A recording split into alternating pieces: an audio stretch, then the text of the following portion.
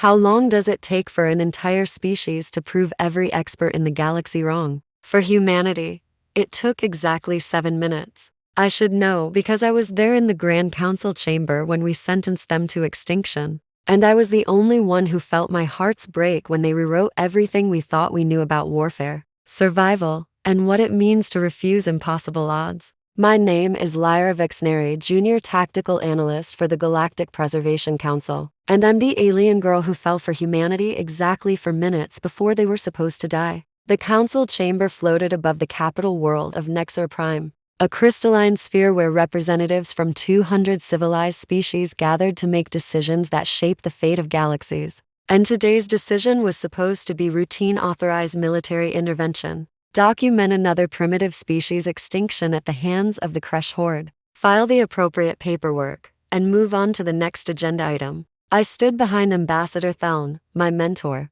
nervously tapping my fingers against my data tablet as the holographic display showed Earth rotating slowly in the center of the chamber, beautiful and blue and utterly doomed. The humans have rejected evacuation, Theln announced, his 3 eyes blinking in what I recognized as genuine confusion. They have rejected sanctuary. They have rejected our offer to preserve their genetic material and cultural databases. A murmur rippled through the assembled delegates. The sound like wind through a forest of confused, superior beings who couldn't comprehend why anyone would refuse salvation. The Kresh Horde was descending on Earth with 600 warships, each one capable of cracking a continent. And humanity's entire defensive fleet consisted of 42 outdated vessels that our tactical computers had already dismissed as irrelevant to any combat calculations. How long do our projections give them? Someone asked. I pulled up the analysis, my pointed ears twitching with the nervous habit I'd never quite broken, despite my training. The simulation has been run 8,000 times with varying parameters, I said, my voice steadier than I felt. In every scenario, human defensive lines collapse within 4 hours of first contact. Complete orbital supremacy for the Kresh is achieved in 6 hours. Planetary bombardment would commence immediately after. The Tactical Council estimates total human extinction within 8 hours of engagement. I didn't mention that I'd run the simulation an additional 2,000 times on my personal terminal, searching desperately for any variable that might give humanity a chance, or that I'd found none. Theln nodded gravely. We will observe and document, as protocol demands. Perhaps something can be learned from their final stand. That's when the transmission came through, bypassing our security protocols with laughable ease. And suddenly every holographic display in the chamber showed the same image: a human male, probably in his early 30s, wearing a torn military uniform and standing on what appeared to be a warship's command deck. He had dark hair, darker eyes, and a smile that somehow managed to be both terrifying and beautiful. Galactic Council, he said, his voice carrying an accent I'd learned was called American during my xenological studies. This is Captain James Rivera, of the U.S. Indomitable. We received your evacuation offer. We received your sanctuary proposal. We received your very kind offer to preserve our species in test tubes and museums. He paused, and that smile grew wider. With all due respect to 200 superior civilizations, we're going to have to decline. Humanity doesn't evacuate. We don't run. We don't surrender. And we sure as hell don't let anyone tell us we're going to die in 8 hours. My primary heart skipped a beat. And I hated myself for it, because I was a professional analyst, and this was clearly just emotional bravado from a species facing extinction. But something in his voice made me want to believe him. Captain Rivera, Theln responded, his diplomatic training keeping his voice neutral. We admire your courage, but our tactical analysis is unambiguous. The Kresh, the Kresh are unstoppable. We've heard, Rivera interrupted, which caused a scandalized gasp from at least 30 delegates, because interrupting a council ambassador simply wasn't done. 600 ships, shields that can take nuclear strikes, weapons that can burn continents. They've destroyed 17 civilizations in the past decade. We read the files you sent. He leaned forward, and I could see something in his eyes that our computers had never factored into their calculations. But here's the thing about humanity that your simulations don't understand: we've been killing each other for 10,000 years. We've gotten really good at it. And now we finally have someone else to fight. The transmission cut off before Theln could respond, and the chamber erupted into debate about human arrogance, primitive psychology, And the tragic waste of a species with such potential. If only they'd been more reasonable. I said nothing, just pulled up Captain Rivera's service record and started reading. 3 tours in the Titan conflict, which was apparently a human war over moon mining rights. Decorated for tactical innovation 17 times. Reprimanded for insubordination 12 times. Married once, widowed when the Kresh advanced scouts had destroyed a civilian transport during their initial survey of Earth's solar system. Oh, that's why his eyes looked like that. Lyra, focus, Theln said, pulling me back to the moment. The Kresh fleet is entering Earth's system. Begin documentation. I activated the recording protocols, my fingers moving automatically while my mind raced. The holographic display shifted to show the Kresh armada dropping out of faster-than-light travel at the edge of Earth's solar system. Their ships forming the traditional domination pattern, a sphere that would collapse inward, eliminating any possibility of escape. The human fleet was already moving to intercept those 40 ships, accelerating towards 600 with what our computers calculated as a 0.03% chance of achieving anything beyond slightly delaying the inevitable. They're not even trying to defend their planet, observed Ambassador Krell, her crystalline form refracting light in patterns that indicated confusion. They're attacking. Why would they attack? I ran the tactical analysis, frowning at the results. Their fleet is distributing into 7 groups with uneven numbers. It doesn't match any standard formation in our military databases. It looks almost random. That's when humanity fired the first shot, and everything we thought we knew about warfare shattered like glass. The lead human vessel, Rivera's Indomitable, launched what our sensors identified as a standard nuclear payload primitive, expected, and utterly ineffective against Kresh shielding. Except the missile never reached the Kresh line. It detonated 2,000 kilometers from the nearest enemy ship, producing what should have been a completely pointless explosion in the vacuum of space. Did they miss? Someone asked, and nervous laughter rippled through the chamber. Then our sensors went haywire. The nuclear detonation had been wrapped in something our computers couldn't identify, and instead of dispersing, the electromagnetic pulse was being channeled, focused, weaponized in a way that shouldn't have been possible. 12 Kresh ships suddenly went dark, their shields collapsing as their power systems overloaded. Impossible, Theln whispered. Nuclear weapons don't work that way. Human nuclear weapons apparently do, I said,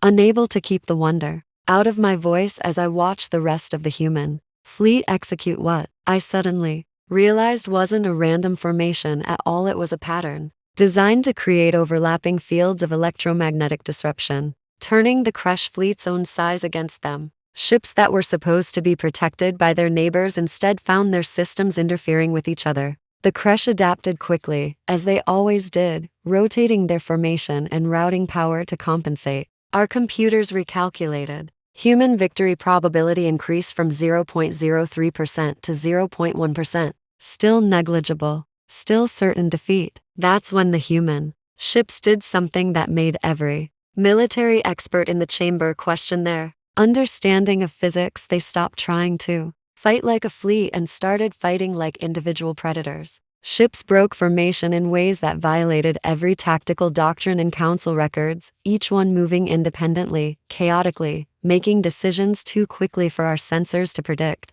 They're not following orders, Krell said. There's no coordination. They're just doing whatever they want. No, I said, suddenly understanding what I was seeing. They're improvising. Each captain has full autonomy. They're trusting each other to be unpredictable. In fleet combat, unpredictability was considered a flaw, a sign of poor discipline and training. Battles were won through superior coordination, better logistics, more efficient execution of established tactics. But humanity had apparently never learned that lesson, or had learned it and decided to ignore it. And the Kresh computer-assisted targeting systems were suddenly trying to track 40 ships that weren't behaving like ships were supposed to behave. One human vessel, barely the size of a Kresh fighter, accelerated directly toward a capital ship at speeds that should have torn it apart. Instead of firing weapons, it launched what our sensors identified as a modified mining explosive, completely worthless against military shielding. Except the human captain had somehow calculated the exact frequency the Kresh shields had been modulated to after the electromagnetic pulse, and the mining charge was tuned to slip through like a key into a lock. detonating directly against the hull and tearing open a breach that vented 3 decks to space. "They're using mining equipment as weapons," Theln said, his voice hollow with disbelief. "That shouldn't be possible." "It's possible if you don't care about the rules," I whispered, watching as another human ship executed a maneuver that turned their own damaged engines into a kinetic weapon, ramming a Kresh destroyer with such precision that both ships were torn apart. But the destroyer's explosion took out 2 more Kresh vessels caught in the debris field. 3 human ships traded for 3 Kresh ships. The math was starting to change. Then Rivera's voice came over every channel, and I felt something in my chest that I'd never felt before, a human emotion I'd read about but never truly understood until that moment. "All ships, full offensive, pattern Sigma. Make them count. Make them remember. Show them why you don't threaten Earth." Pattern Sigma wasn't in any of our military databases, and I realized with a chill that it probably wasn't in any human database either. It was something they'd created in the moment. A tactic born from desperation and rage and that uniquely human refusal to accept the inevitable. 28 remaining human ships suddenly accelerated toward the Kresh fleet's center, not in a coordinated attack formation, but in a spiral that created a constantly shifting target pattern. The Kresh fired everything they had, and space lit up with enough energy to sterilize a moon. But the humans were already moving, already changing, already adapting faster than the Kresh targeting computers could compensate. "They're not trying to win," I said, my hands shaking as I recorded everything. "They're trying to kill as many as possible before they die." But then something changed in the pattern, and I saw what Rivera had really done. The spiral wasn't just defensive, it was herding the Kresh fleet into a tighter formation, compressing 600 ships into a smaller and smaller space where their superior numbers became a liability. And that's when Earth fired. Our sensors had been so focused on the fleet engagement that we'd missed the massive energy signature building on Earth's surface,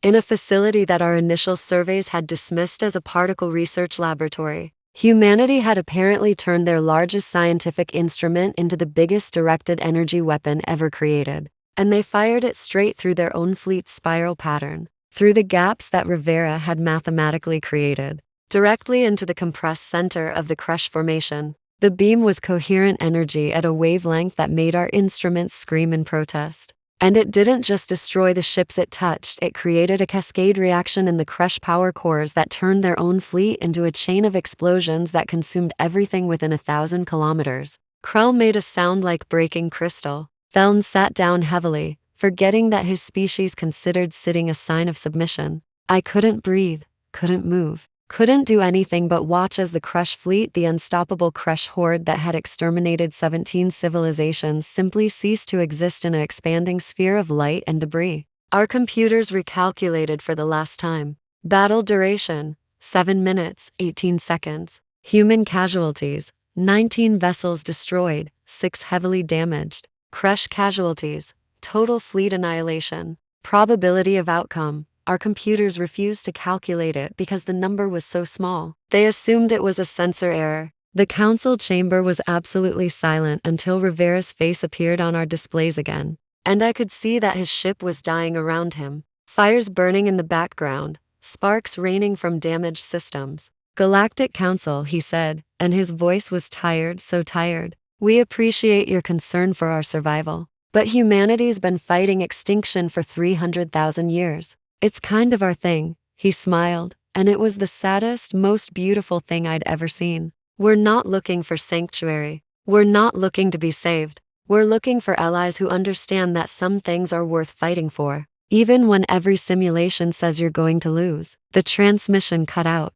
and I was moving before I realized what I was doing, running toward the transport bay, while Theln called after me, asking where I was going, what I was doing, reminding me that protocol required debriefing and analysis and reports. "I'm going to Earth," I said, not stopping, not slowing down. "I'm going to meet them."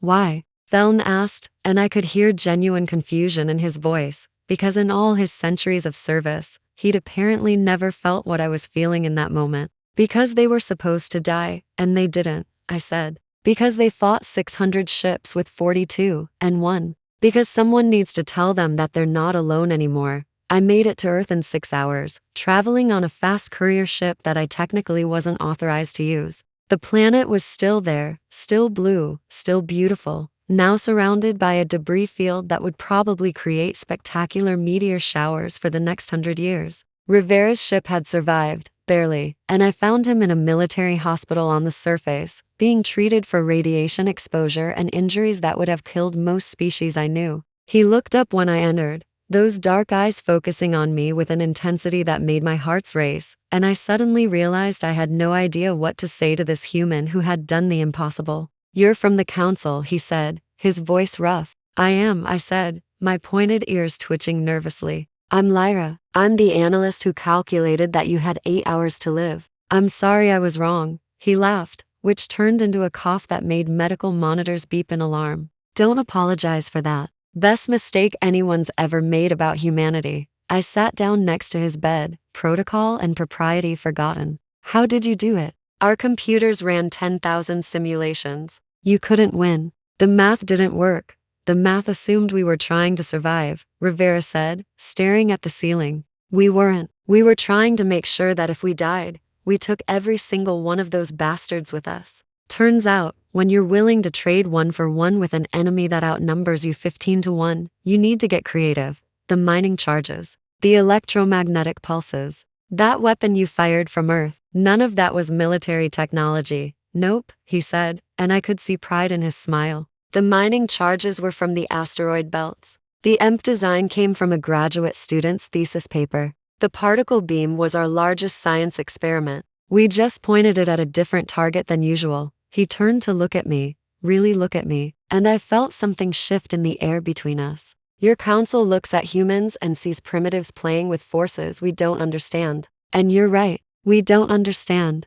But that means we also don't know what's impossible. So we try things that more advanced species would never consider, because you've learned all the reasons they won't work." "That's insane," I whispered. "That's humanity," he said. "We're the species that looked at controlled fire and poison plants and radioactive elements and predators bigger and stronger than us, and said, I bet we can use that. We've been weaponizing the universe since before we had language. The Kresh just gave us a really good reason to get creative." I reached out slowly, carefully, and took his hand in mine. His skin was warm, so much warmer than my own, and his fingers wrapped around mine with surprising gentleness for someone who had just orchestrated the destruction of 600 warships. "The council is going to want to meet with your leaders," I said. "They're going to have questions, demands. They're going to be afraid of what you can do." "Let them be afraid," Rivera said, and his grip on my hand tightened just slightly. "For 10,000 years, humans have been afraid of the dark, afraid of the unknown, afraid of everything bigger and stronger than us. Maybe it's time the universe learned to be a little afraid of us. That's not going to make you many friends in the council," I said. "Don't need friends in the council," he said, and his eyes locked onto mine. "Just need one person who understands that humans don't give up, don't surrender, and don't accept defeat just because someone with better computers says we should." My breath caught because I realized he was talking about me. About the alien girl who had watched him do the impossible and decided that maybe the council didn't know everything after all. "I'm supposed to write a report," I said. "I'm supposed to analyze what happened and explain it to 200 civilizations that are terrified because their computers said this was impossible. So what are you going to tell them?" Rivera asked. I thought about that. Thought about the simulations and the calculations and the certainty that humanity should be extinct right now, and I smiled. "I'm going to tell them that humanity ended a battle in 7 minutes that should have taken 8 hours. I'm going to tell them that every assumption we made about human capability was wrong. And I'm going to tell them that Earth is looking for allies, not masters." Rivera smiled, and it transformed his whole face, washing away the exhaustion and pain and replacing it with something that made my heart skip in a way that was definitely not professional and absolutely didn't belong in any tactical analysis. "You're going to get in trouble for that," he said. "Probably," I agreed. "But I've been watching humans for 7 minutes. And I've learned that sometimes the right thing to do is exactly the thing everyone else says is impossible." He laughed. Really? Laughed, and pulled me closer with the hand that was still holding mine. "You're going to fit in great with humanity, Lyra." 3 months later, I stood before the Grand Council again. But this time I wasn't standing behind Ambassador Theln, I was standing next to Captain Rivera, who had been promoted to Admiral and designated as Earth's official representative to the galactic community. The council chamber was filled with delegates who looked at humanity with a mixture of fear, respect, and uncertainty. The council recognizes that our initial assessment of human military capability was incomplete, Theln said, choosing his words carefully. Earth has earned a seat at this table through their victory against the Kresh. However, we must discuss protocols for human weapons development and ensure that no, Rivera said simply, and the chamber went silent. No, Theln repeated. Earth is not going to submit our military technology for council review, Rivera said, his voice calm and absolutely unyielding. We're not going to accept limits on our defensive capabilities. We're not going to apologize for being good at surviving. He gestured to me, and I stepped forward, activating the holographic display that showed our proposal. What we are going to do, I said, my voice carrying through the chamber, is offer an alliance. Earth will contribute defensive technology and tactical expertise to Council worlds that face threats. In exchange, the Council will recognize Earth as an independent, sovereign world with full rights and no restrictions. The chamber erupted into argument, exactly as we'd expected.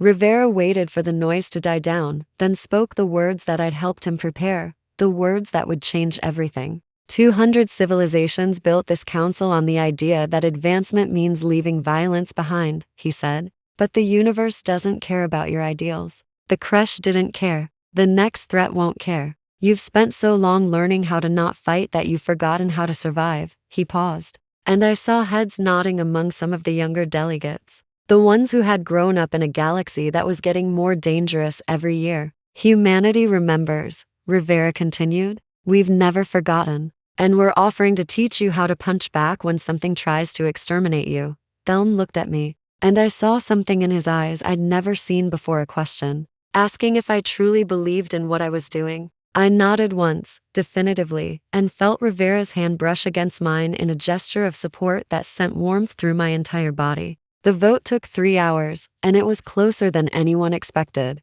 But in the end, the Council accepted Earth's proposal. Humanity joined the galactic community not as primitives seeking guidance, but as warriors offering protection. And I became the first alien to accept an official position with the human diplomatic corps, serving as the bridge between two ways of seeing the universe, one that had forgotten how to fight, and one that had never learned how to surrender. Was it worth it? Rivera asked me that night as we stood on the observation deck of the Council station, watching Earth rotate slowly in the distance. Leaving your old life? Taking a chance on humanity? I thought about the simulations that said humanity should be extinct, about the certainty that had shattered in 7 minutes, about the choice I'd made to believe in the impossible. You know what I learned from watching humans? I said, moving closer to him until our shoulders touched. Sometimes the best decisions are the ones that make absolutely no logical sense. He smiled and took my hand properly this time, not as a gesture of support,